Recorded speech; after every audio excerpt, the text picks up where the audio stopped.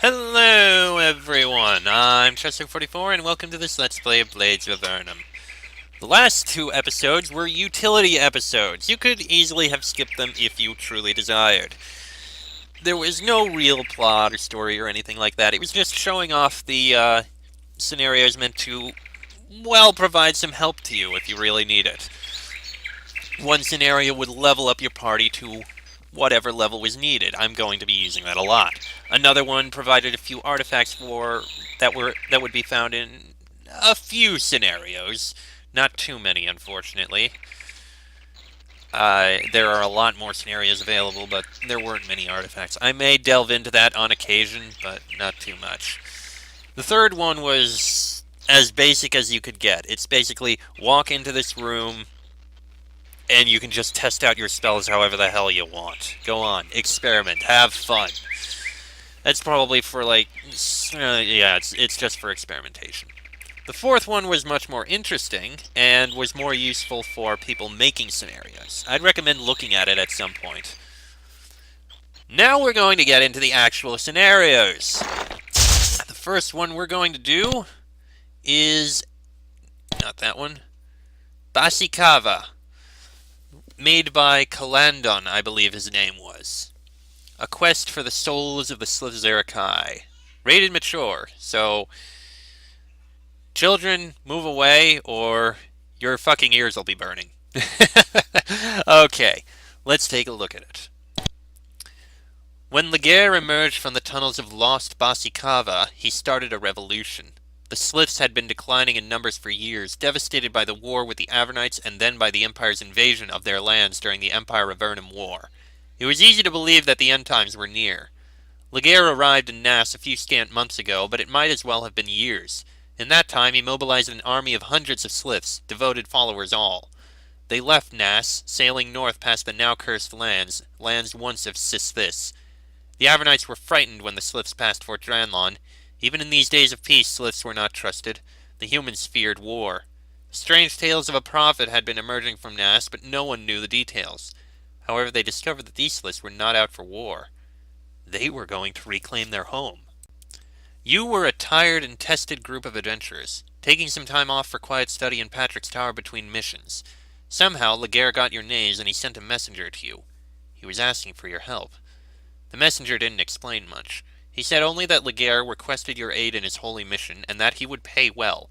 If you accepted, he added, be at the doors of the Temple of the Goddess in 1 week's time. The Temple of the Goddess was just a rumor, at least where you were staying. In Patrick's Tower, no one knew more than that it was supposedly the temple Laguerre's followers had built up north somewhere. So you went north, to Silvar, to Fort Dovno, to the rebuilt Kotra. Finally, in Fort Dranlon, they could give vague directions. The Temple of the Goddess was up the river, past Grak's Peninsula. With only that to guide you, you made your way up there at the time specified. Now you stand outside the doors of the temple. Presumably, inside, someone will know what you are supposed to do. And here we are. That was a lot of information relating to Avernum specifically. I like that. Kelandon really knew about Avernum. The Temple of the Goddess. This Slith is clearly a female. She is a priestess of an unknown type. She must have traveled far to be here. The journey shows on her body in scratches, and she sits with the relaxation of one who has merely a break in a long ordeal. You're a priestess. I am. I was thought to be one anyway. Her grasp of your tongue is surprisingly strong. But the prophet will make me a true priestess. A priestess of the goddess. How do you speak my language so well? I was an adventurer once, like yourselves. That is where I learned most of my magic. I adventured alongside humans in human lands. I have even seen the surface. But why I learned your tongue originally? She looks down, a surprisingly human gesture. My family lived on an island west of Kotra, and shortly before the Empire War we were attacked by a band of adventurers. They destroyed my entire clan. My parents were the only survivors. They fled to Silvar, where I was raised. It must have been hard to be raised among humans. It was. We had to live outside the city, foraging in their trash for food, at least until Kotra was destroyed. Then we lived among the refugees. Among them I made the human friends who became my adventuring party. I have left those days long behind, however. When I retired from adventuring, I found a tribe in the honeycomb who would accept me. I joined them, and the 3 who are with me are from that tribe. Who is the prophet? His given name was Laguerre. We know little about him except that he came from the north into Nass a few months ago, preaching that the promised time had come. The promised time? The time when we Sliths would return home. We are exiles just like the humans, you know. But now humans can go back to the surface, to their home, if they choose, and many have. We Sliths cannot go home. We have lost the way. But there is an ancient prophecy, kept alive in all Slith tradition, that when we have finally defeated our lust for blood, we will be able to return home. She looks toward the temple. The prophet says we are ready to make that spiritual journey. What is the goddess? We know so little about her. The prophet tells us that she is the mother of all Sliths, the queen of all Slith gods. She speaks to him, tells him things, and he relates these prophecies to us. But we do not truly know who she is. Interesting. Remember, this game was... Blades of Avernum was made after Avernum 3, but before Avernum 4. So keep that in mind with where things are taking place. And... oh, this is interesting. Let's speak to the other groups. This Slith looks as though he's come a long way. He's sitting at the fire, resting before he enters the temple. You know that the journey was long and hard for you, and you traveled mostly on land. You can't imagine what it would be like to swim and raft this whole way. Have you come far? The Slith hisses faintly. From the honeycomb we came. Sss, very far. Much water. Why have you come all this way? To the temple of the goddess. Sss. We must be pure. We need our home. His grasp of your tongue is weak at best, but his passion is clear. Whatever Laguerre has promised these Sliths, he has captured the Slith's imagination. Where is your home? Through lost Bahssikava, deep underground. Lost to us, but the prophet has found it. What will make you pure? Sss, I do not know. Sss, but the prophet will tell us. What is this temple? It is the temple of the goddess. It is the way to our home. Sss, the prophet calls to us to come here. Sss. What will you do now that you are here? Sss, I do not know, but my chief will tell me when it is time to enter. Then we will purify. Then we will be ready to go home. This Slith is worn down from the journey he has made. He carries a few ragged pouches, indications of his priestly trade. Have you come far? From the honeycomb. Sss. Why are you here? We want to see temple. Sss. Prophet. Goddess. We must purify. Sss. Purify? Yes, purify. Wash water. Clean self. Clean inside. He points to his chest. Inside, yes? You nod.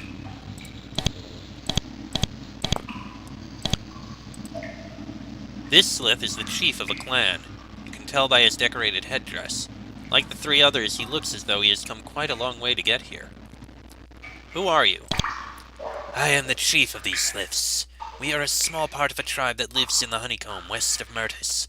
We have traveled here together to be part of the prophet's great expedition. He speaks your language extremely well for a Slith. How do you speak my language so well? I learned. I made trips to Myrtis from time to time. In my childhood, Sliths and humans were not at war, and Myrtis welcomed any fellow enemy of the undead that plagued the region. Who is the prophet? Our priestess knows more about his identity. I have heard humans call him Laguerre. Beyond that, I know only his actions. He came to Nass a few months ago, preaching that our time of exile would end. Word of his teachings traveled far. He sent missionaries out to every known Slith outpost. He called all the faithful to join him here at the temple of the goddess. Who is this goddess, by the way? I don't know. No one really does. She speaks to the prophet and the prophet alone. He tells us what she says. Okay. Well, that's interesting. This is it, the temple of the goddess. Laguerre's followers built this temple in a single month, an act that is a minor miracle in itself. It shows few signs of its hasty construction so far. Everything in here is immaculate, pristine. You wipe your boots off before coming in, but you feel as though you shouldn't even breathe on the furnishings. A sign on the altar in front of you says, "Please respect before continuing." You stand at the altar. You feel the urge to kneel and pay your respects to the unknown goddess for whom this temple was built. What do? Kneel and pray. You kneel at the altar and offer a humble prayer to the goddess. Nothing happens. Okay, they don't respond. The guards nod to you since they saw that you knelt at the altar. "You are welcome here in the temple of the goddess," one says. You look around and you can hardly believe your eyes. The Sliths built this in a month? This room alone must have taken them half that time. Everything is still immaculately, beautifully maintained. The Sliths give you some strange glances. They don't know what non-Sliths would be doing here, but since the Slith is with you, they leave you alone. Still, apparently Lagar's request for your presence is not common knowledge. Before you can take more than a few steps, the Slith priest addresses you. "Adventurers, may I have a word with you?" "What is it?" "You are here to see the prophet, correct?" That must be Laguerre. You nod. "You just missed him. He has traveled on to Bahssikava. My name is Cass. I am here to instruct you on what you are to do." What is Bahssikava? "We Sliths are exiles, just like the humans and Nephils of Avernum. Bahssikava is the name of the city built at the end of the tunnel through which we came into our exile here in Avernum. Bahssikava is the way to our homeland." If people know about Bahssikava, why haven't the Sliths gone home then? He chuckles at your ignorance. "Bahssikava is, in Slith tradition, known as Lost Bahssikava. We did not know until very recently where it was. That was the prophet's first gift to us. Knowledge of the location of Lost Bahssikava. There are obstacles, but that can wait until you have purified yourself." How did, the prophet know where Bahssikava is? "All this must wait until you purify yourself." What must I do to purify myself? "You must wash yourself in one of these purification pools. Since you are not among Laguerre's followers," you swear you could hear him almost say "yet," "and thus you are not atoning, you do not need to wash yourself in all 12 as we do.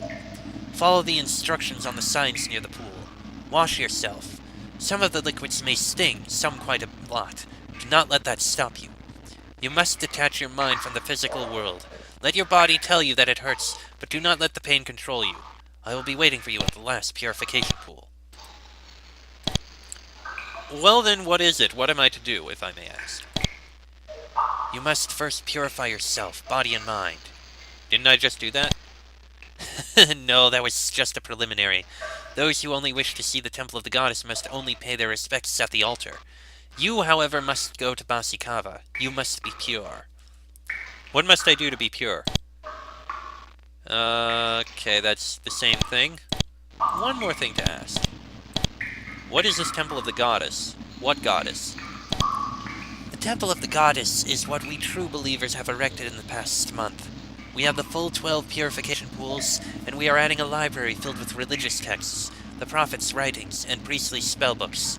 The temple was built in tribute to the goddess of the prophet, of whom we know very little. The prophet has seen fit to tell us only a few of her words.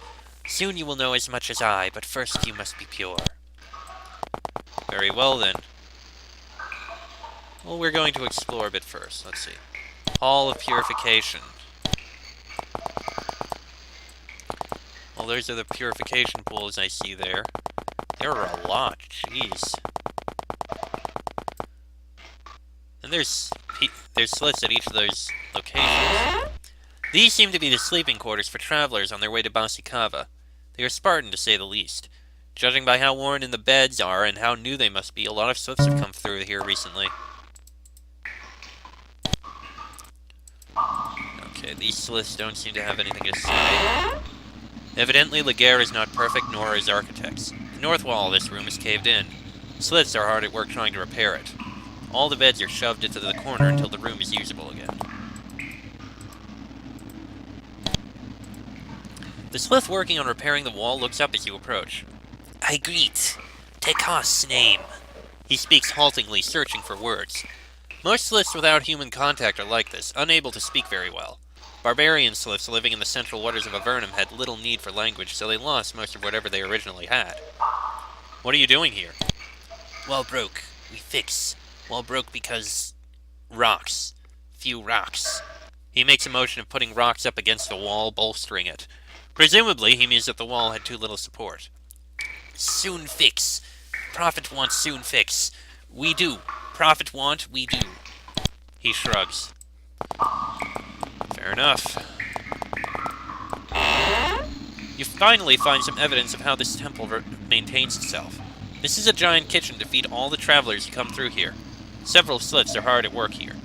The smell of cooked fish fills the entire room. It would make your mouth water if it weren't quite so strong.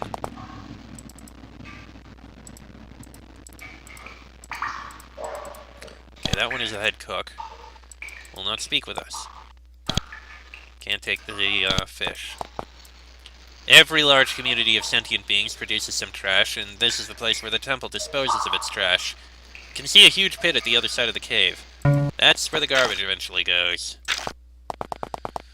Fair enough. But does it really need to be that big? Can't you just toss it in the garbage at the first place? You enter the library of the temple. It is clearly the most recent thing built, and the wood stain still smells faintly on the bookshelves. The library is small compared to the center of learning at which you had been staying, Patrick's Tower, but it is an impressive collection for a month's work. Wonder if we'll find anything on any of these. These shelves sit empty. The library must have more books that have not been shelved yet, or must be expecting new books to arrive.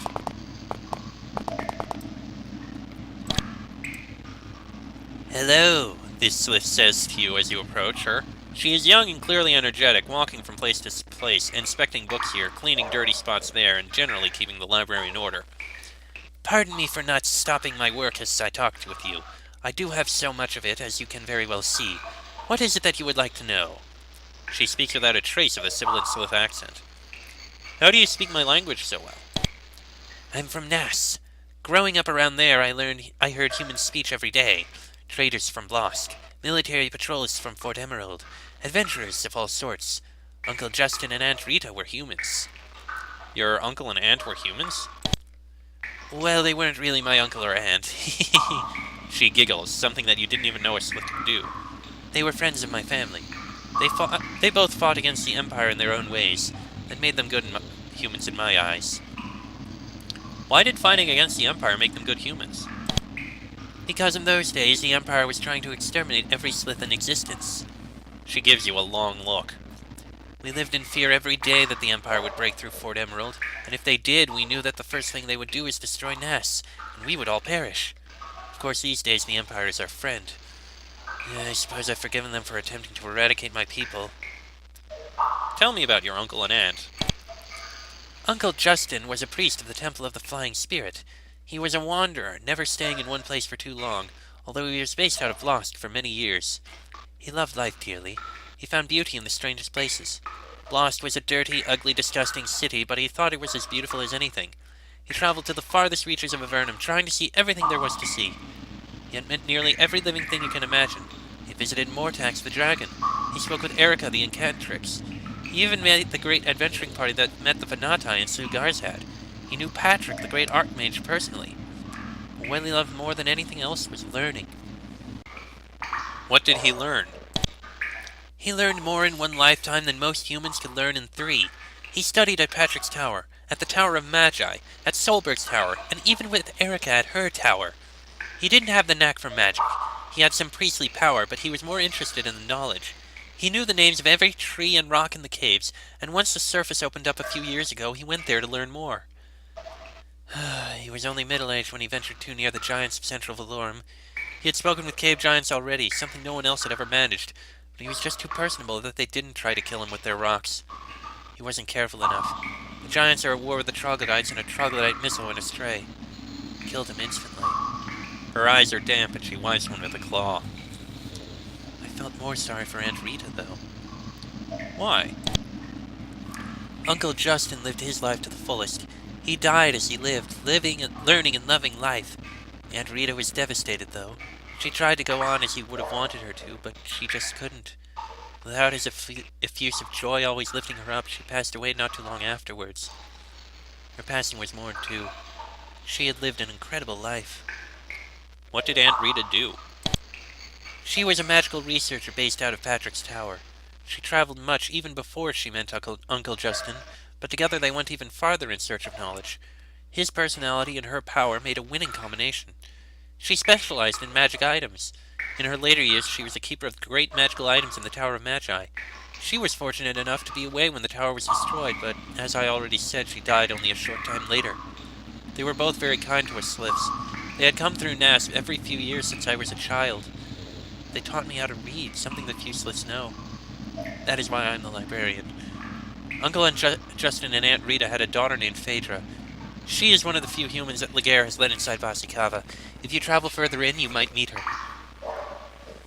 It's quite a story. These people must be actual characters from the Avernum games. And giving them this massive backstory, their history for this, that's amazing. Kelandon, you went all out here, I gotta say that.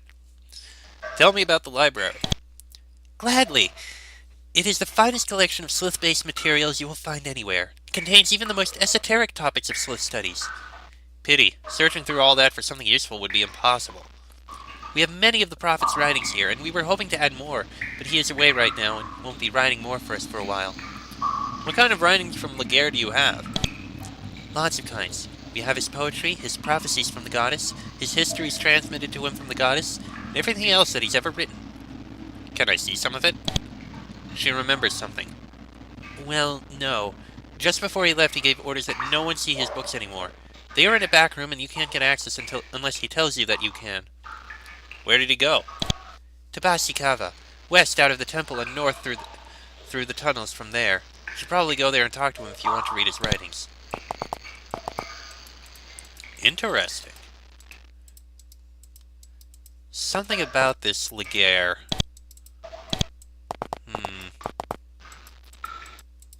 I still doubt there's going to be anything on these bookshelves. I'm getting very suspicious of this Laguerre. Meditation chamber. A couple of copper coins. Slow spear. Nothing on that desk. Guest quarters. Okay, this is where we'd be staying. Robes, fair enough. And some more copper coins. I said I want to take the coins, please, thank you. More guest quarters.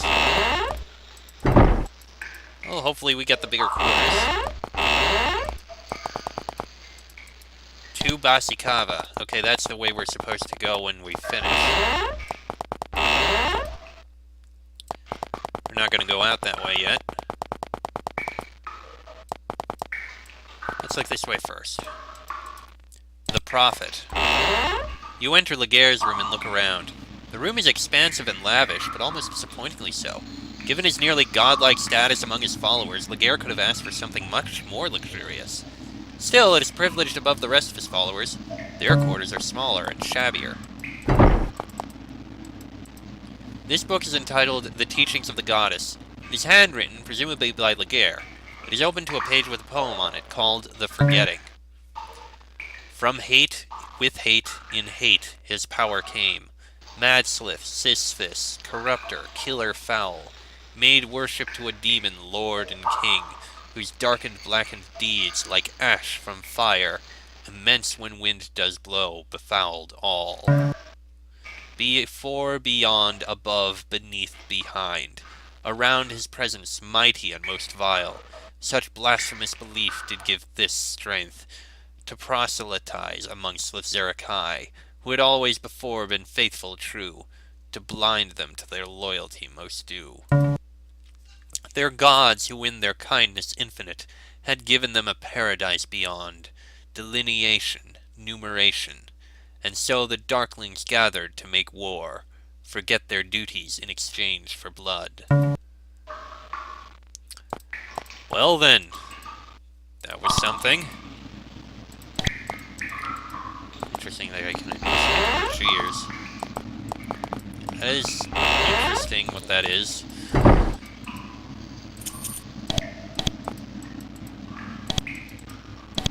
he did give enough here that everything I like how every room here has its own little altar. There's a Slith praying here. You don't disturb him. Very well, we'll leave him be. Apparently, the Temple of the Goddess is not finished. The floor here abruptly runs out, and after a small step down, you are on plain cave floor. You see several Sliths moving around across this clearing, preparing materials for further construction. It appears that they are constructing a garrison. How odd. This area is not populated by many dangerous monsters. You found remnants of a cave giant settlement on your way here, but it was long deserted. That is concerning. Shovels, saw, pickaxe, wooden boards. Why would there be wooden boards in here? This is Avernum. There isn't really any wood. Over on this side of the cave, there are 4 bonfires burning brightly. They give heat for the entire cave. Sliths cannot regulate their body heat as well as humans, so they need warm conditions in order to work. One Slith sits near the fire, occasionally feeding it as necessary. The Slith near the bonfire sits quietly, warming his hands, claws outstretched to the flames. He looks up at you as you approach. Greetings, travelers. My name is Jostos. What do you do here at the temple? I am one of the construction workers. There were many more of us, but they traveled on to Bahssikava. We few who remain are building the final rooms for the temple. How did you become a construction worker? I was abandoned by my parents as an infant. Some humans in Almaria found me, and they sent me to the Tower of Magi, where I was raised as a foundling. He flicks another branch into the fire. Thus, like so many other Sliths here, I was raised by humans. They taught me everything that I know, and engineering in particular was my passion. So this is what I do. You may encounter my brother, Talas, if you journey farther in. He is not really my brother, but we were raised together. What are these final rooms going to be? A garrison. You might wonder why, since there are no hostile monsters nearby. It is simple. The Prophet fears attack from his own kind. Jostos shakes his head ruefully. The word is that the priests of Nas are incensed, and he wants to be ready if they come with an army. We are not ready yet, but we will be soon. He tosses another stick into the fire. In fact, if they were to come now, our best hope would be to abandon this temple and try to hide behind the fort in Bahssikava. But soon we will be ready. More than slightly concerning. This is a simple prayer room. Okay. That explains all that there. And there's a praying Slith there. Okay. New arrivals, please check in. You know what? This episode has gone on long enough. It was a half-hour episode. It went on long enough. I think I'll end this episode here. Next episode, we'll speak with these few Slith in the center here, and then we'll go through this purification thing, what needs to be done. We'll learn and find out how we need to purify. As for what we've found out so far, this legate person, legate, whatever, there's something concerning about him. The way things are going on, he ran off and said, nobody can read any of my writings anymore. Why? And why did he run off? What's going on down there? And what did he need us for? Is there something very dangerous that he needs taken care of down there? And in addition to all of that, Legate isn't a Slith name. Slith names have lots of S's and sibilant sounds to them. Legate has none of that. There's something concerning about him, and I'm a little worried about what all the... Not to mention this goddess that he's supposedly prophet of. I can't help but be suspicious here, and wonder what is going on here. What is actually going on. Anyway, hopefully we'll find out a bit more of that in the next episode. Till then, I'm Chester44, that is Fox, Shake, Bonnie, and Draco. This has been a Blades of Avernum Let's Play, and I shall see you all next time.